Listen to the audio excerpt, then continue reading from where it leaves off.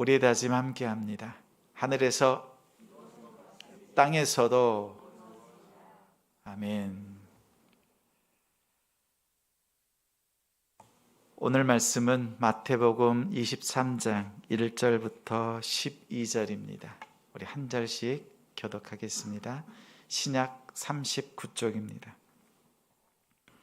마태복음 23장 1절부터 12절입니다.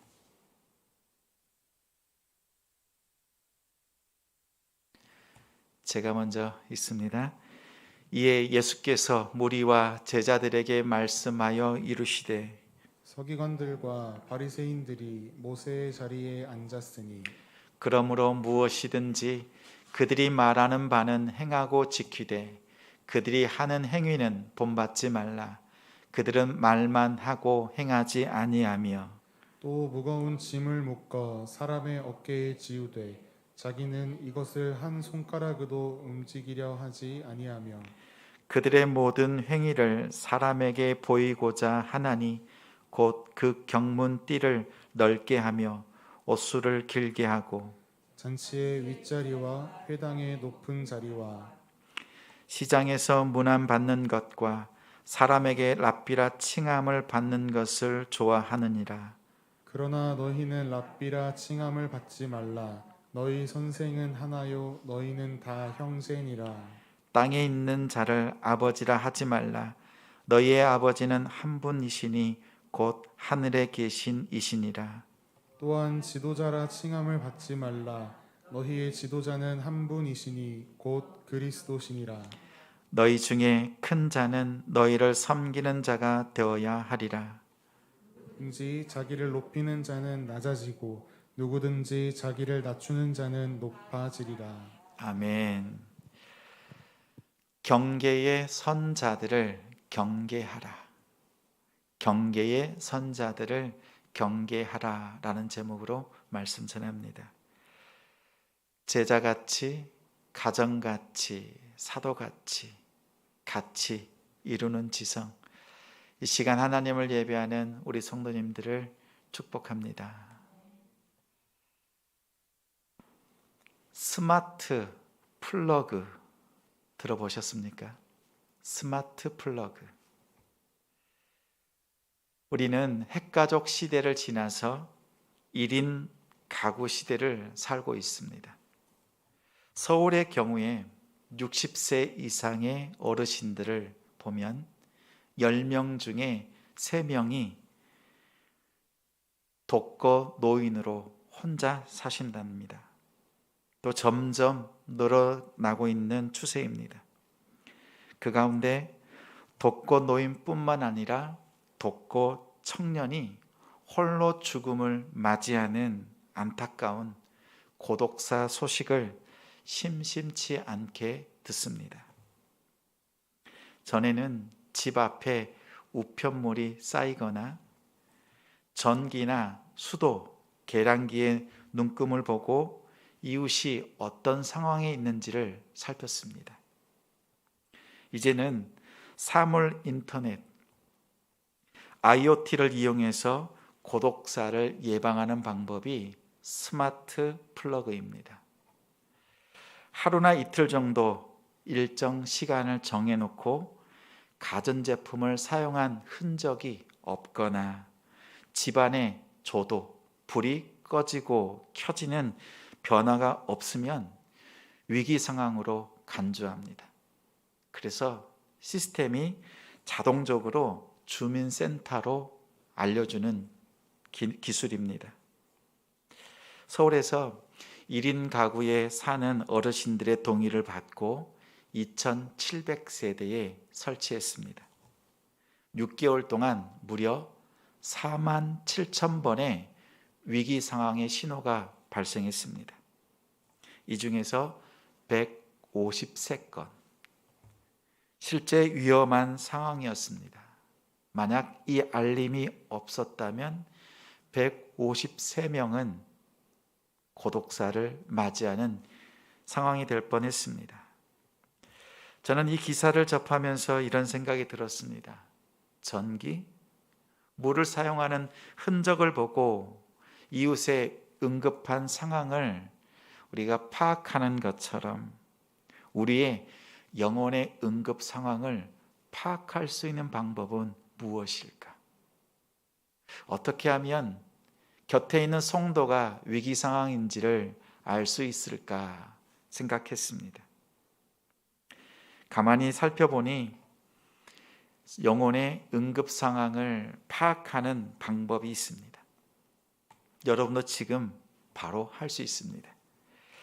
여러분 개인이 가지고 있는 계량기를 살펴보십시오. 여러분이 가지고 있는 성경 계량기, 기도 계량기, 예배 계량기에 눈금이 돌아가고 있습니까? 숫자가 바뀌고 있는지를 살펴보십시오. 믿음의 계량기들의 눈금이 움직이지 않는다면 응급 상황입니다. 언제 성경을 보았습니까? 언제 기도했습니까? 언제 전도했습니까? 이웃을 섬긴 적은 언제입니까? 신령과 진정으로 하나님이 받으시는 예배를 드린 때는 언제입니까? 우리 지성 소식에 1, 2, 3번은 거의 고정되어 있습니다. 첫째는 하나님을 예배하는 성도님들을 환영합니다. 이 소식은 신령과 진정으로 예배 드리고 있습니까? 라는 질문입니다. 말가복 챌린지는 성경을 펴고 하나님의 말씀을 듣고 있습니까? 둘째, 넷째 토요 전도는 하나님의 마음을 전하고 있습니까? 라는 질문입니다. 그리고 월마다 또 필요한 일들을 위해서 소식을 전하지요. 다음 주에는 온 가족 나들이는 더운데 집 밖은 위험해 이럴 수 있지만 하나님과의 교제, 성도 간의 교제를 위해서 힘써야 될 때입니다. 그것을 위해서 여러분들을 초대합니다. 혹잘 우리 성도님들이 이렇게 생각할 수 있습니다. 목사님, 매주 같은 소식을 이렇게 전하십니까? 라고 물을 수 있지만 예배의 모든 순서 또 교회의 소식은 여러분의 믿음의 계량기를 살피도록 질문하는 것이라고 여기시면 유익합니다. 자칫 살았으나 죽은 영혼은 아닌지, 응급 상황은 아닌지 오늘 말씀으로도 점검하시기를 바랍니다.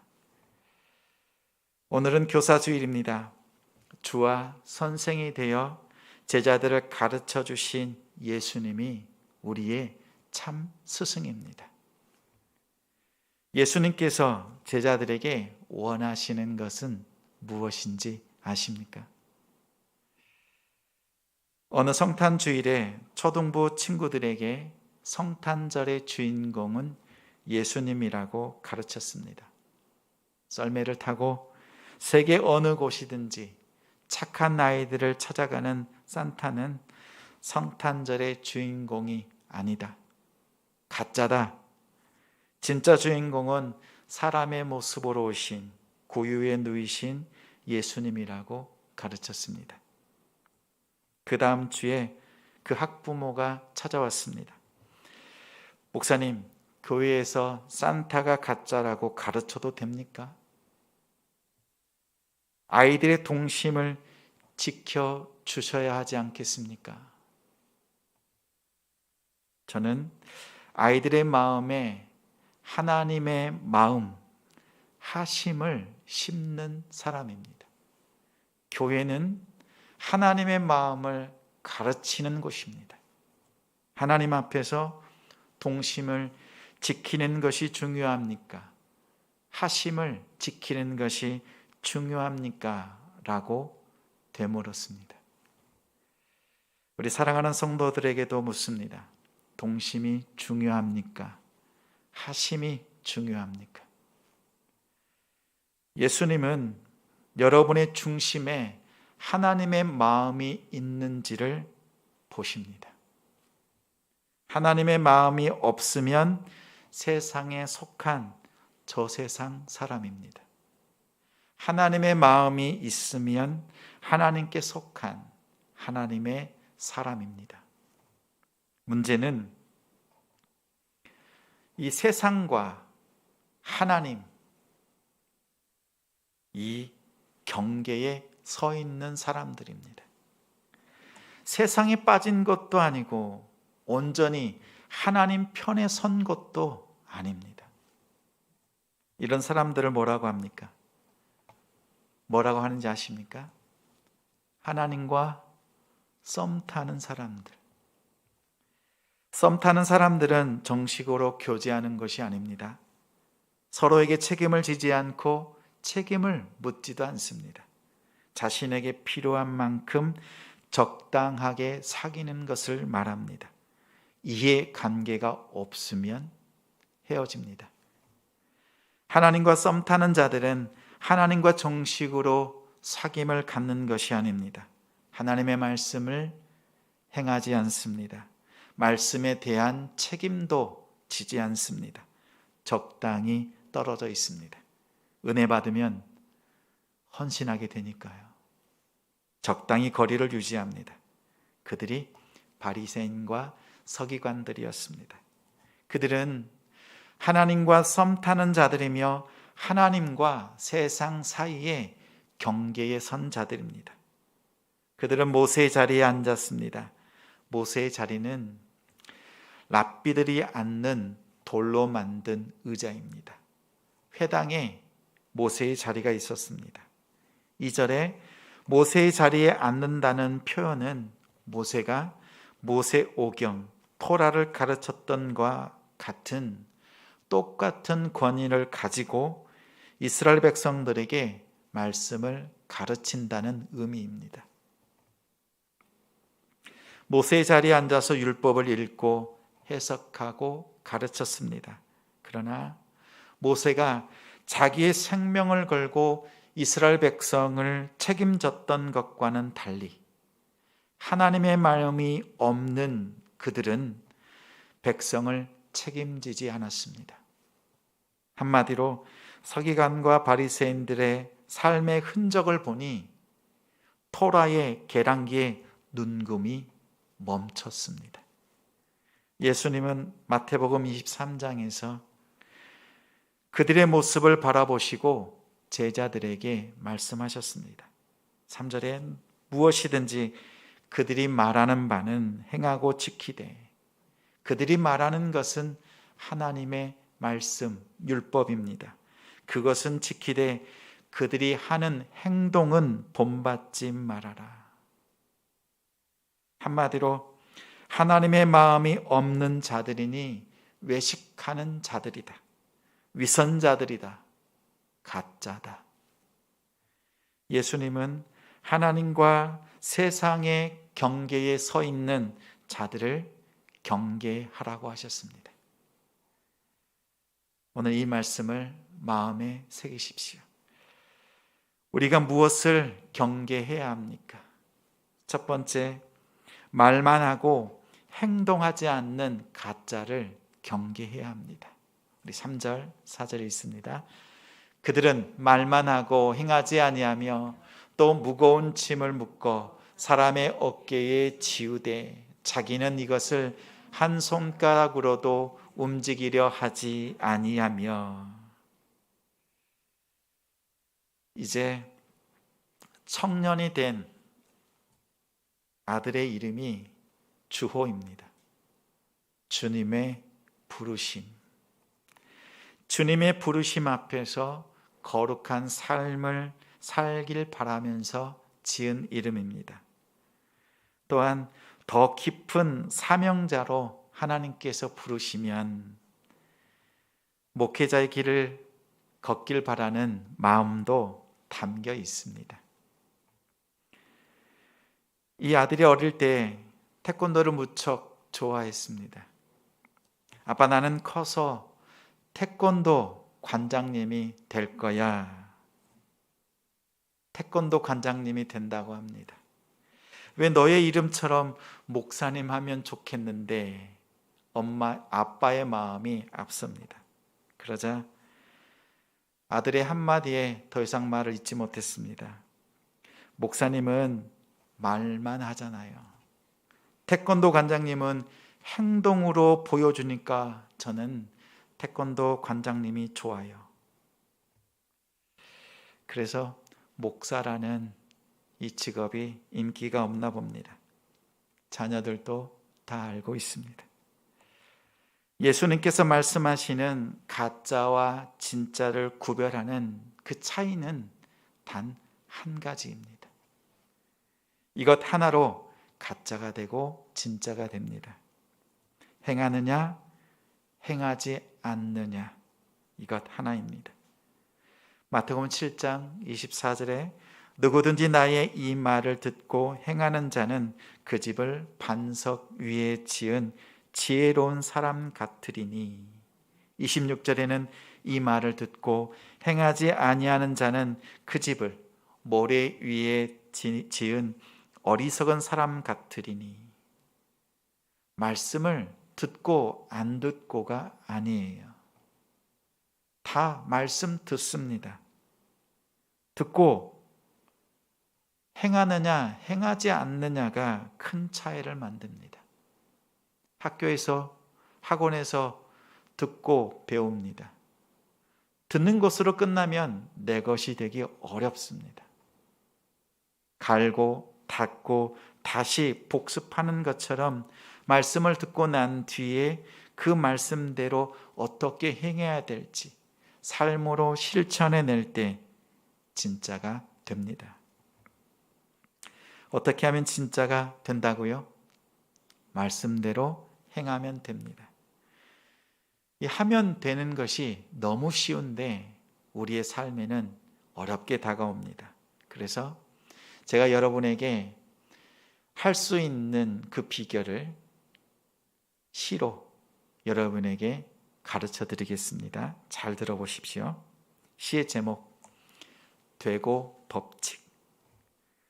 돈이 없으면 돈을 벌면 되고, 잘못이 있으면 잘못을 고치면 되고, 안 되는 것은 하면 되고, 모르면 배우면 되고, 부족하면 메우면 되고, 힘이 부족하면 메우면 되고, 잘 안 되는 것은 될 때까지 하면 되고, 길이 안 보이면 길을 찾을 때까지 찾으면 되고, 길이 없으면 길을 만들면 되고, 기술이 없으면 연구하면 되고, 생각이 부족하면 생각을 하면 되고, 이와 같이 대고의 법칙에 대입해서 인생을 살아가면 안 되는 것이 없다.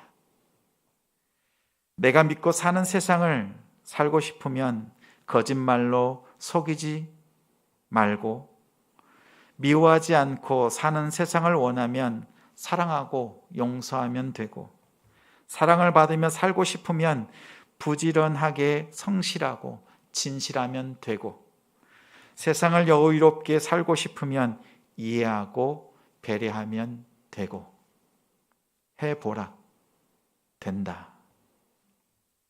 이 시에 덧붙여서 진짜 구원받고 싶으면 예수 영접하면 되고, 진짜 성도가 되고 싶으면 들은 말씀대로 살면 되고, 진짜 목사가 되고 싶으면 예수처럼 죽으면 되고, 진짜 천국 가고 싶으면 지금처럼 하면 안 되고,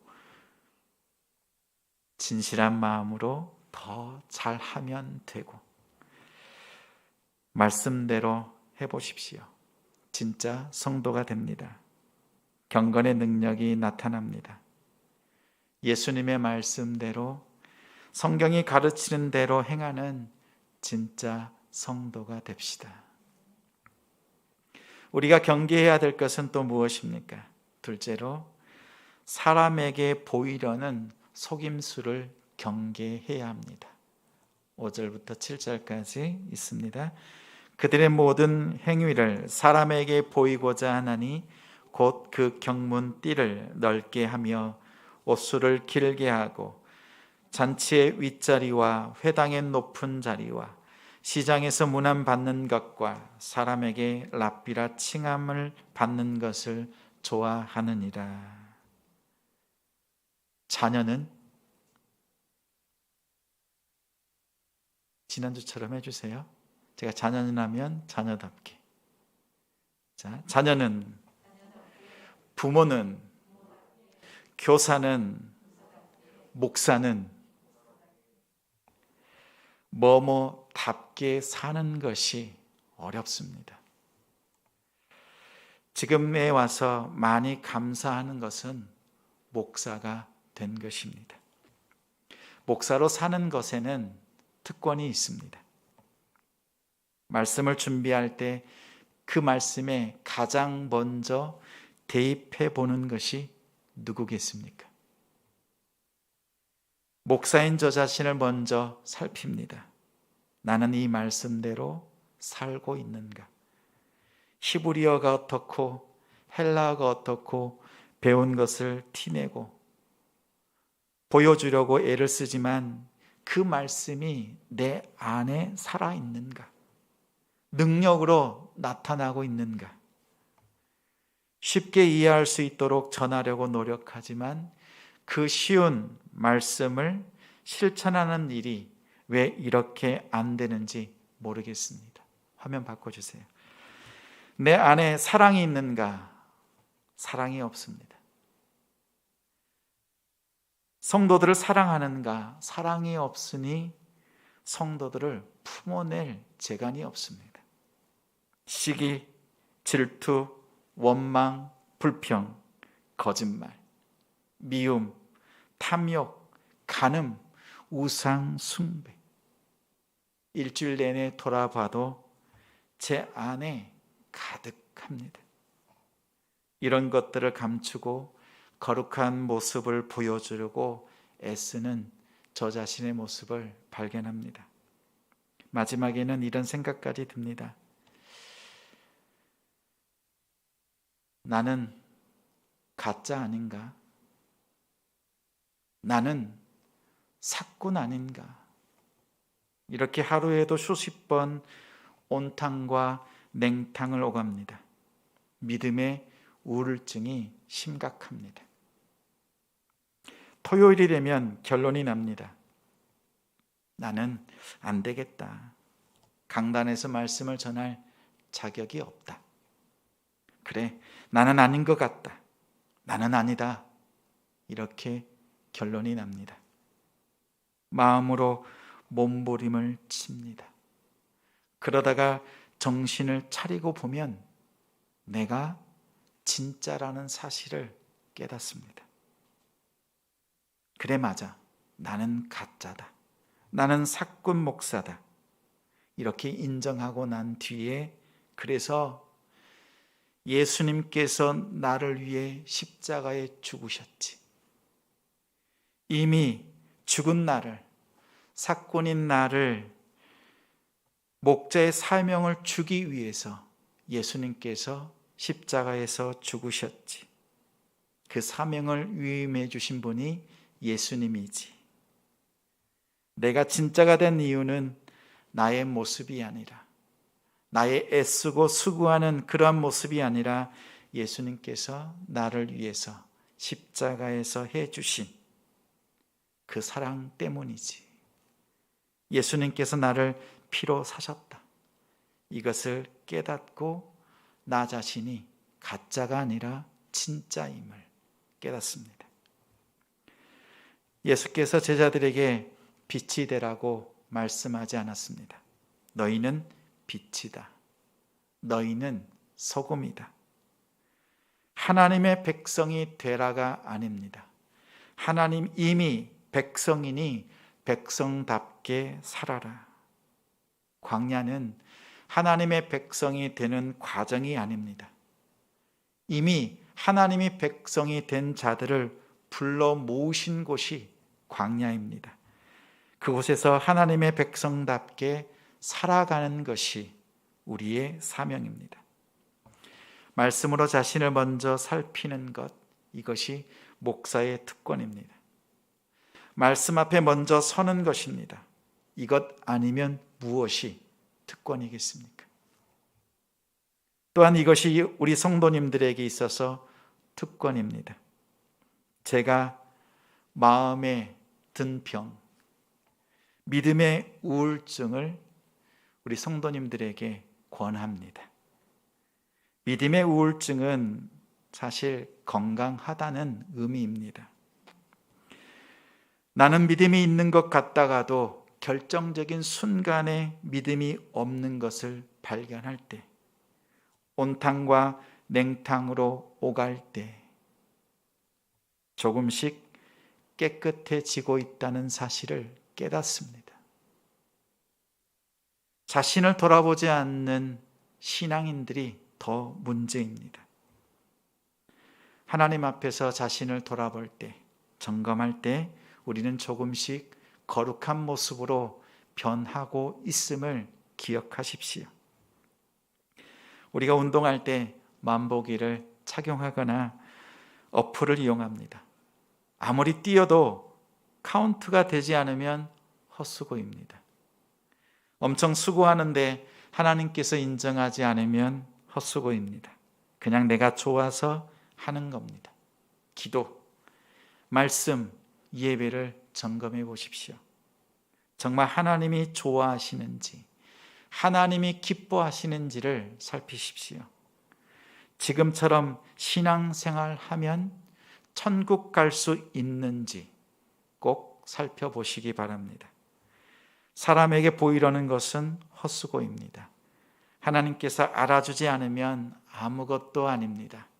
반대로 사람들이 알아주지 않더라도 하나님이 알아주시면 그것이면 됩니다. 사람에게 보이려는 마음을 멈추고 하나님이 알아주시고 인정하시는 믿음의 삶을 사는 성도가 됩시다. 우리가 또 무엇을 경계해야 합니까?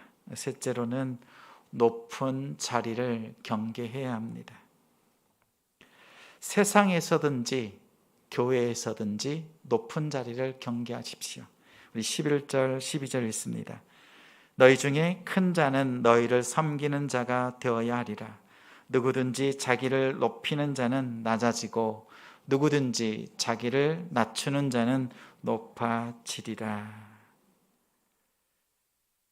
건물을 지을 때 다림줄을 내립니다. 수직으로 바르게 건물을 짓고 있는지 살피는 기준입니다. 그래서 다림줄을 내리고 난 뒤에 그곳으로부터 얼마나 멀어져 있는지, 얼마나 기울어져 있는지를 살핍니다. 예수님은 우리의 다림줄입니다. 복음의 다림줄이신 예수 그리스도를 기준 삼길 바랍니다. 얼마나 기울어져 있는지, 멀어져 있는지 살펴보십시오. 스승은 스스로 승리한 사람이라고 합니다. 스스로 자기 자신을 이긴 사람입니다. 마태, 마가, 누가복음에는 유월절 만찬이 나옵니다. 떡과 포도주를 나누는 성찬식이 있습니다. 요한복음에는 이 성찬식 대신에 예수님께서 제자들의 발을 씻어주신 세족식이 있습니다. 유월절 성찬식만큼 중요한 예식이 세족식입니다. 수건을 허리에 두르시고 제자들의 발을 씻겼습니다. 제자인 여러분에게 이렇게 말씀합니다. 내가 주와 선생이 되어 너희 발을 씻었으니 너희도 서로 발을 씻어주는 것이 옳으니라. 바리새인들과 서기관들은 모세의 자리, 높은 권위를 차지했지만 예수님은 십자가라는 아픔과 고통의 자리, 낮은 자리를 자처하셨습니다. 참 스승이십니다. 스스로 자신을 이기신 분은 오직 예수 그리스도밖에 없습니다. 이 세상에서 가장 슬픈 사람은 스승이 없는 사람입니다. 오늘 예수 그리스도를 나의 스승으로 삼고 예수님처럼 섬기는 낮은 자리로 내려가십시오. 이번 주는 누구를 섬길까? 어느 성도를 위해서 기도할까? 하나님께서 내게 기독해 하시는 것, 그것을 놓고 더 낮은 자리에서 기도하고 말씀대로 나아가는 우리 성도님들이 되길 바랍니다. 주님처럼 낮은 자리에서 섬기는 우리 성도가 됩시다. 아무리 살펴봐도 믿음의 계량기의 눈금이 멈추어 있습니다. 응급 상황입니다. 예수님께서 우리의 처지를, 우리의 상황을 너무나 잘 아십니다. 그래서 문을 부수고 여러분의 삶 속으로 들어오십니다. 예수님은 아주 터프합니다. 십자가의 죽음을 불사하고 여러분을 구원하시기 위해서 여러분의 삶으로 들어오시는 분입니다. 이제는 더 이상 하나님과 세상 사이의 경계에 서지 마십시오. 그 자리는 가짜들에게 주십시오. 여러분은 온전히 예수 그리스도의 은혜 안에서 행함으로 믿음을 보이는 성도가 되시길 바랍니다.